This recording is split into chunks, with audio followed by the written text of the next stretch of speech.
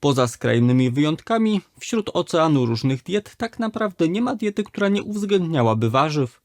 W związku z tym przygotowałem swój subiektywny ranking 12 najzdrowszych warzyw. Znalazło się w nim kilka produktów, które są mało znane, czy po które sięgamy dość rzadko i o których mówi się stosunkowo mało. Zanim przejdę do pierwszego warzywa, najpierw krótki komentarz, jak traktować niniejszy ranking. Otóż to, które warzywa istotnie będą dla nas najzdrowsze, jest sprawą indywidualną i zależną na przykład od tego, których składników w diecie brakuje nam najbardziej, a których to źródłem jest dane warzywo. Do tego również należy uwzględnić swoje problemy ze zdrowiem i to, które warzywo działa wobec nich korzystnie, czyli jakie wykazuje efekty kliniczne. Mając to na względzie, mój uogólniony ranking najzdrowszych warzyw będzie można sobie nieco zindywidualizować.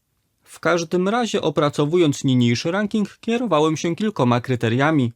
Przede wszystkim wziąłem pod uwagę wartość odżywczą poszczególnych warzyw oraz dostępność badań naukowych. Starałem się też wybrać produkty z różnych grup, aby niemal każda miała swojego przedstawiciela. Mam tu na myśli warzywa kapustne, korzeniowe, cebulowe, dyniowate, liściaste, psiankowate czy rzepowate. Nie uwzględniłem tu tylko nasion roślin strączkowych, które w mojej ocenie warto ocenić osobno. Za najzdrowsze warzywo, które zajęło pierwsze miejsce w rankingu, uznałem jarmuż. Uważam, że jest to wciąż niedoceniany produkt w naszej diecie i właściwie mało kto z nas po niego regularnie sięga. Obfituje on w wiele kluczowych składników. Dla przykładu zaledwie 2 garści świeżych liści jarmużu dostarczają aż 200% dziennego zapotrzebowania na witaminę K1. Jest to składnik, który zapewnia prawidłowe krzepnięcie krwi. Co więcej, badacze wskazują, że witamina K1 wzmacnia nasze kości, w tym chroni przed ich złamaniem. I co ciekawe, eksperci zauważyli, że w tym zakresie połączenie witaminy K1 z wapniem daje efekt synergistyczny, czyli składniki te w swojej obecności zwiększają swoje działanie. Wspominam tu o wapniu nie bez powodu, ponieważ jarmuż jest bardzo dobrym jego źródłem. W 2 garściach jarmużu mamy 100 mg wapnia, co należy uznać za dobry wynik. I co ważne, badania pokazały, że wapnie z jarmużu wchłania się lepiej niż z mleka, które jest uznawane za dobre jego źródło. Co prawda spośród warzyw więcej wapnia zawiera szpinak, to należy wiedzieć, że jarmuż w porównaniu do niego ma o wiele mniej szczawianów, co sprawia, że nasz organizm wykorzysta więcej wapnia właśnie z jarmużu niż ze szpinaku. Stąd jeśli zależy Państwu, aby dostarczyć dobrej jakości wapniu, którego zwykle nam brakuje, to warto włączyć do diety właśnie jarmuż. Poza tym jarmuż zawiera wysokie ilości luteiny i zaksantyny, czyli karotenoidów, które są szczególnie istotne dla zachowania zdrowia naszych oczu. Ale o nich bardziej szczegółowo powiem przy okazji omawiania kolejnego produktu. Ponadto jarmuż jest również stosunkowo dobrym źródłem witaminy C. Jeśli zaś chodzi o konkretne właściwości zdrowotne, to przeprowadzone badania dowodzą, że jarmuż przywraca równowagę pomiędzy cholesterolem HDL a LDL, za sprawą czego działa przeciwmiażdżycowo i zdaniem badaczy z uwagi na te właściwości chroni on przed wystąpieniem choroby wieńcowej. Jak udowodnili też eksperci, jarmuż jak najbardziej warto włączać do różnych posiłków. A to dlatego, że hamuje on wzrost stężenia cukru we krwi po ich spożyciu, czyli dzięki jego obecności cukier nam aż tak nie skacze, gdy zjemy na przykład coś węglowodanowego. Poza tym w literaturze naukowej znajdziemy szereg badań, które dowodzą, że regularne spożywanie zielonych warzyw krzyżowych, do których należy właśnie jarmuż, wiąże się z wieloma korzyściami zdrowotnymi. Mowa tu przede wszystkim o mniejszym ryzyku rozwoju chorób układu krążenia, średnio o 16%. Co więcej, osoby, które często sięgają po tego typu warzywa, rzadziej umierają przedwcześnie z powodu problemów kardiologicznych. Poza tym warzywa typu jarmuż chronią nas przed wieloma chorobami nowotworowymi, w tym przed rakiem żołądka, jelita grubego, nerek, prostaty, endometrium, jajników piersi i płuc. Wobec tych wszystkich informacji zachęcam Państwa do wypróbowania jarmużu, a być może zagości na dłużej na Państwa stołach, co oczywiście przełoży się korzystnie na zdrowie. Pewną zaś alternatywą dla jarmużu mogą być inne warzywa krzyżowe, w tym m.in. brokuły i brukselka, choć w mojej ocenie będą one miały słabsze działanie prozdrowotne. Na drugim miejscu w rankingu zamieściłem szpinak, o którym przed chwilą częściowo wspomniałem. Jest to doskonałe, wręcz najlepsze źródło pokarmowe luteiny i zaksantyny. Żaden inny produkt nie może się z nim równać pod względem zawartości tych składników. Związki te chronią fotoreceptory zlokalizowane w narządzie wzroku przed uszkodzeniami spowodowanymi działaniem światła. Jeśli chodzi o konkretne efekty kliniczne, to luteina i zaksantyna łagodzą objawy zmęczenia wzroku, poprawiają ostrość widzenia, a także chronią przed rozwojem takich chorób oczu jak zaćma jądrowa i zwyrodnienie plamki żółtej. Ponadto szpinak jest wysoce zasobny w foliany, czyli witaminę B9. 2 garści liści dostarczają jej 100 mikrogramów, co pozwala pokryć dzienne podstawowe zapotrzebowanie w aż 50%. Foliany to z kolei związki, które zmniejszają ryzyko choroby Alzheimera. Co więcej, obniżają one poziom homocysteiny we krwi, której nadmiar uszkadza naczynia krwionośne. A skoro mowa o naczyniach krwionośnych, to od razu też powiem, że szpinak jest warzywem wyjątkowo bogatym w nieorganiczne związki azotu, które po spożyciu powodują wzrost stężenia tlenku azotu w naczyniach krwionośnych. A jak wykazałem w jednym z poprzednich filmów, tlenek azotu ma na nie szeroki, korzystny wpływ. Mam tu na myśli to, że rozszerza tętnicę, za sprawą czego sprzyja redukcji ciśnienia krwi, a do tego działa przeciwzakrzepowo, a także przeciwdziała on niepożądanemu przerostowi warstwy mięśniowej naczyń krwionośnych. Mówiąc wprost, dzięki związkom azotu, nasze naczynia krwionośne pozostają w dobrej kondycji i lepiej funkcjonują. Do walorów zdrowotnych szpinaku trzeba zaliczyć też to, że również i on zawiera bardzo dużo witaminy K1. 2 garści świeżych liści dostarczają aż 300% dobowego zapotrzebowania na ten składnik. Poza tym szpinak jest jednym z najbardziej, o ile nie najbardziej zasadotwórczym warzywem. Dzięki temu wpływa on korzystnie na uregulowanie gospodarki kwasowo-zasadowej i w ten sposób może ustrzec nas przed wieloma chorobami. Jego pewnym minusem jest jednak to, że zawiera on stosunkowo wysokie ilości związków antyodżywczych w postaci szczawianów. Gdyby nie one, to zapewne umieściłbym go dzisiaj na pierwszym miejscu. Tu jako ciekawostkę powiem, że gotowanie warzyw powoduje obniżenie szczawianów o 30 do aż 87%. Wobec tego, jeśli ktoś obawia się tych składników, to można rozważyć poddanie szpinaku właśnie gotowaniu. Niemniej trzeba mieć na uwadze fakt, że wówczas dochodzi również do częściowej utraty niektórych składników prozdrowotnych, w tym folianów. Skoro przed chwilą wspomniałem o nieorganicznych związkach azotu obecnych w szpinaku, to od razu chciałbym przejść do warzywa, które znalazło się na kolejnym, czyli 3. miejscu.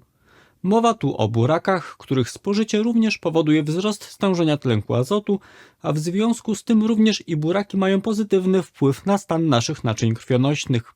Korzystny efekt na układ krążenia jest potęgowany tym, że buraki są bardzo dobrym źródłem potasu. 1 sztuka dostarcza aż 300 mg tego składnika. Poza tym, że potas, podobnie jak związki azotu, pomaga utrzymać prawidłowe ciśnienie krwi, to dodatkowo badacze zauważyli, że osoby, które dostarczają go w wysokich ilościach, mają mniejsze ryzyko pojawienia się udaru mózgu aż o 24%. Jeśli zaś chodzi o wspomniane działanie przeciwnadciśnieniowe, to przeprowadzone badania dowiodły wprost, że spożywanie buraków pozwala obniżyć skurczowe ciśnienie tętnicze nawet aż o 5 mm supartęci. Mówiąc o pewnych podobieństwach do omówionego przed chwilą szpinaku, to warto wiedzieć, że buraki odznaczają się stosunkowo wysoką zawartością folianów. Do tego buraki zawierają duże ilości manganu, który wzmacnia nasze kości, bierze udział w krzepnięciu krwi, jak również chroni nasze ciało przed szkodliwą aktywnością wolnych rodników. Od siebie jeszcze dodam, że zdolność buraków do neutralizowania wolnych rodników jest dodatkowo spotęgowana obecnością naturalnych czerwonych barwników, takich jak beta-cyjaniny i beta-ksantyny. Ponadto buraki mogą poszczycić się też obecnością błonnika pokarmowego. W jednym buraku mamy około 3 gramy tego składnika. Stąd jeśli ktoś z Państwa chce dostarczać duże jego ilości, to warto do jadłospisu włączyć właśnie buraki. Kolejne 4. miejsce przypadło czosnkowi. Pomimo że warzywo to jest spożywane w bardzo małych ilościach, to są one wystarczające do tego, aby dostarczyć kilku realnych korzyści zdrowotnych. Wystarczy pół lub 1 ząbek dziennie, ale stosowany regularnie, aby poprawić swoje zdrowie na wielu płaszczyznach. Jest to podyktowane tym, że zawiera on unikalny związek o nazwie allicyna. Należy bowiem wiedzieć, że czosnek jest wielkim sprzymierzeńcem układu krążenia.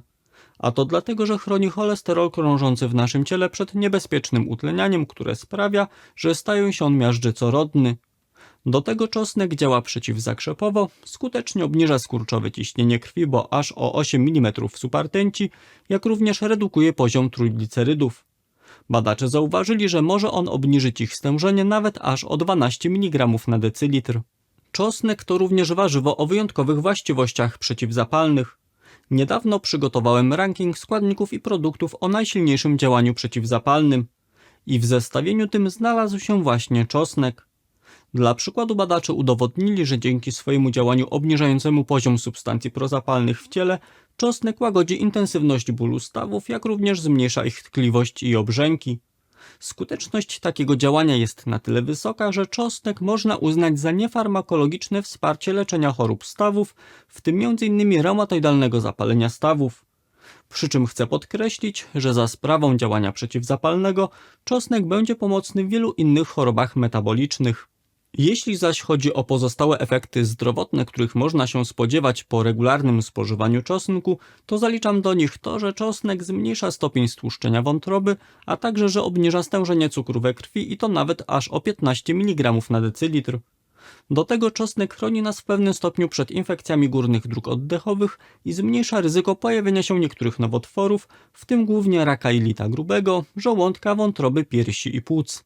Dobrze udokumentowane właściwości zapobiegające niektórym nowotworom ma również warzywo zajmujące na dzisiejszej liście 5. lokatę, a jest nim marchew. Dla przykładu badacze zauważyli, że osoby spożywające 4 marchwie tygodniowo mają mniejsze ryzyko pojawienia się raka jelita grubego o 17%. Poza tym warzywo to może w pewnym stopniu zmniejszyć zachorowalność na raka żołądka, piersi, prostaty, pęcherza moczowego i płuc. Osobom zainteresowanym tematem powiem, że korzystny efekt prozdrowotny w tym zakresie wynika z obecności w marchwi związków takich jak flakarinol, fenylopropanoidy, błonnik pokarmowy i beta-karoten, który jest bardzo silnym przeciwutleniaczem.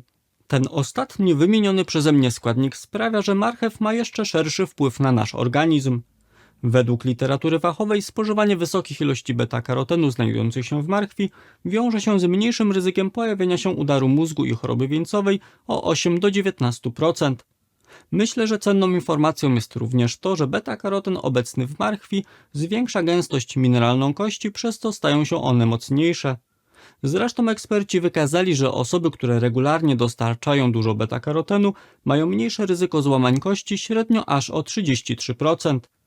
Do tego beta-karoten, podobnie jak wcześniej wspomniana luteina i zaksantyna, które występują w jarmużu i szpinaku, wpływa korzystnie na nasze oczy, w tym zmniejsza ryzyko rozwoju zaćmy średnio o 11%. Przy okazji chciałbym powiedzieć, że po spożyciu wspomniany beta-karoten przekształca się do witaminy A. Wystarczą zaledwie 2 sztuki marchwi, aby w 100% pokryć dzienne zapotrzebowanie na tę witaminę. Z kolei witamina A to składnik, który zwiększa naszą odporność, poprawia stan skóry i sprawia, że nasze ciało lepiej wykorzystuje żelazo.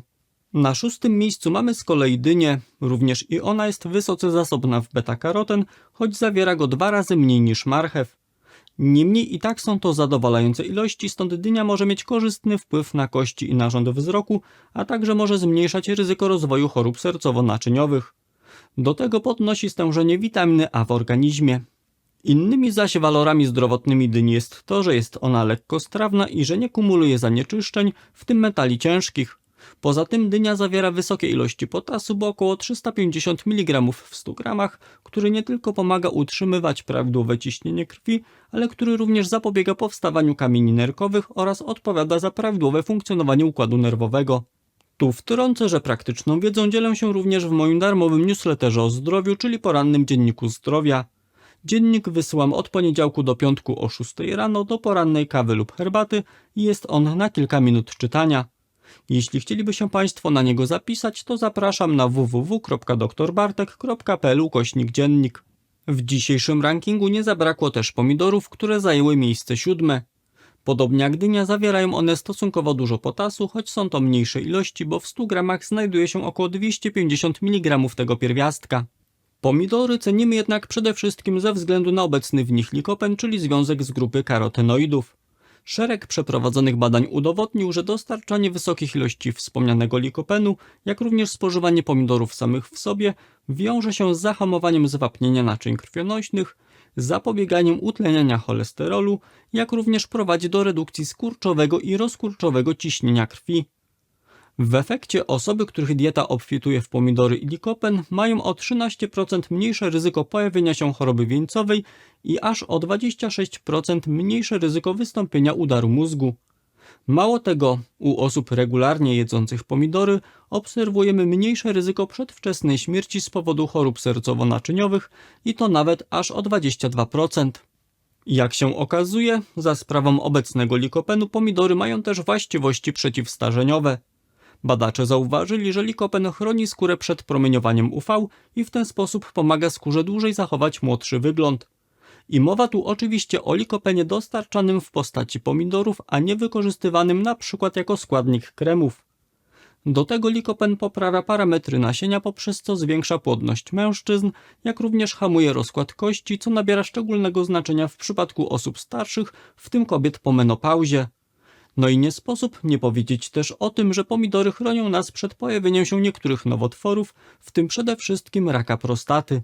Na kolejnym 8. miejscu uplasowała się papryka. To, co jest dla niej charakterystyczne, to to, że spośród wszystkich powszechnie spożywanych warzyw jest ona najbogatszym źródłem witaminy C, a ta, jak wiadomo, ma szeroki korzystny wpływ na nasz organizm. Przy czym największe ilości witaminy C znajdują się w papryce żółtej i czerwonej. Pozwolę sobie tylko krótko przypomnieć, co takiego zawdzięczamy witaminie C. Otóż przede wszystkim ułatwia ona wchłanianie żelaza, w tym szczególnie tego obecnego w produktach pochodzenia roślinnego. Stąd jeśli zmagają się Państwo z anemią, to warto do posiłków zawierających żelazo włączać właśnie paprykę. Ponadto witamina C zmniejsza ryzyko choroby Alzheimera, chroni przed osteoporozą, usprawnia krążenie, w tym obniża ciśnienie krwi oraz zapobiega chorobie wieńcowej i udarom mózgu. Do tego dostarczanie wysokich ilości witaminy C pomaga obniżyć stężenie kwasu moczowego we krwi, co może przynieść korzyści zdrowotne m.in. osobom z dną moczanową. No i oczywiście witamina C wzmacnia funkcjonowanie układu odpornościowego. Przy okazji też powiem, że papryka czerwona jest źródłem beta-karotenu, o którym już dziś wspominałem, choć zawiera go mniej w porównaniu do marchwi i dyni. Spodziewam się, że dla niektórych osób pewnym zaskoczeniem będzie miejsce 10. A to dlatego, że zajmuje je czarna rzepa. Wydaje mi się, że jest to produkt dość zapomniany i mało kto po niego sięga. Znawcy fitoterapii zaś podkreślają, że warzywo to może wspomóc nasze zdrowie w kilku aspektach. Wskazują oni, że czarna rzepa przede wszystkim działa żółciotwórczo i zwiększa ruchomość przewodów żółciowych, co sprawia, że przyda się ona osobom mającym skłonności do tworzenia się kamieni żółciowych oraz osobom, które zmagają się z niedostatecznym wydzielaniem żółci. Do tego działa ona wiatropędnie, moczopędnie i ogólnie odtruwająco na wątroby, ponieważ pomaga usuwać substancje obce i szkodliwe dla naszego organizmu. Poza tym wykazuje też działanie przeciwreumatyczne. Aby szczególnie skorzystać na jej właściwościach zdrowotnych, to warto jest spożywać jej świeży korzeń w ilości od 50 do 150 gramów dziennie. Sprawdzi się ona bardzo dobrze w formie startej na surówkę, do której warto dodać oliwę i jabłko. 11. miejsce przypadło innemu mniej znanemu warzywu, a konkretnie topinamburowi, czyli słonecznikowi bulwiastemu, którego częścią jadalną jest bulwa. Osobom, które nigdy nie jadły topinamburu, powiem, że jego bulwę można wykorzystać w kuchni na wiele sposobów, w tym można spożywać ją zarówno na surowo, jak również można poddawać ją gotowaniu czy pieczeniu. Gotowany topinambur sprawdzi się na przykład jako alternatywa dla ziemniaków. Warzywo to można też wykorzystać jako dodatek do sałatek i past, a także można zrobić z niego zupę krem, frytki i placki. O sile prozdrowotnej topinamburu decyduje przede wszystkim inulina, czyli naturalny prebiotyk, który jest odżywką dla dobroczynnych bakterii zamieszkujących jelita. Jak pokazuje literatura fachowa, inulina pochodząca z topinamburu usprawnia pracę jelit, zapobiega zaparciom, wspomaga wchłanianie składników mineralnych z przewodu pokarmowego, takich jak magnez, cynk i miedź, obniża poziom trójglicerydów i to nawet aż o 20 mg na decylitr, sprzyja redukcji skurczowego ciśnienia krwi, działa przeciwzapalnie, a także pomaga utrzymać prawidłowe stężenie glukozy i kwasu moczowego we krwi. Z uwagi na taki szeroki zakres korzystnego działania topinamburu, jeśli spotkają go Państwo w sprzedaży, to zachęcam do jego wypróbowania. Na ostatnim, czyli 12. miejscu niniejszego rankingu najzdrowszych warzyw umieściłem rukiew wodną, która inaczej jest nazywana rzeżuchą wodną. Tu od razu powiem, że według ekspertów z Amerykańskiego Centrum Kontroli i Zapobiegania Chorobom rukiew wodna została uznana za najbardziej odżywcze warzywo na świecie. Jest to podyktowane tym, że w stosunku do swojej bardzo niewielkiej kaloryczności dostarcza bardzo wielu różnych składników prozdrowotnych, w tym przede wszystkim witaminę K1, witaminę C, potas oraz związki bioaktywne w postaci polifenoli i glukozynolanów, które są szczególnie znane ze swojego działania przeciwnowotworowego. W praktyce jednak, aby dostarczyć wysoką zawartość wspomnianych związków, musielibyśmy objętościowo spożyć duże ilości tego warzywa. Myślę, że nikt z nas powszechnie nie spożywa 3 czy 4 szklanek posiekanej rukwi wodnej, a dopiero taka porcja tego produktu dostarcza znaczących ilości wymienionych przeze mnie składników pokarmowych. Z tego też względu rukiew wodną uwzględniłem w dzisiejszym zestawieniu najzdrowszych warzyw, ale dopiero na ostatnim miejscu. Jeśli spodobało się Państwu takie zestawienie produktów i miałbym przygotować podobny ranking, na przykład odnośnie do owoców, to proszę o komentarz pod filmem. Jednocześnie korzystając ze sposobności zachęcam jeszcze do zapoznania się z materiałem, w którym opowiadam o tym, jak na tle świeżych warzyw i owoców wypadają mrożonki. Aby go obejrzeć, wystarczy kliknąć na miniaturę, która pojawiła się na ekranie. A na dziś z mojej strony to wszystko. Dziękuję za uwagę i do zobaczenia w kolejnym odcinku.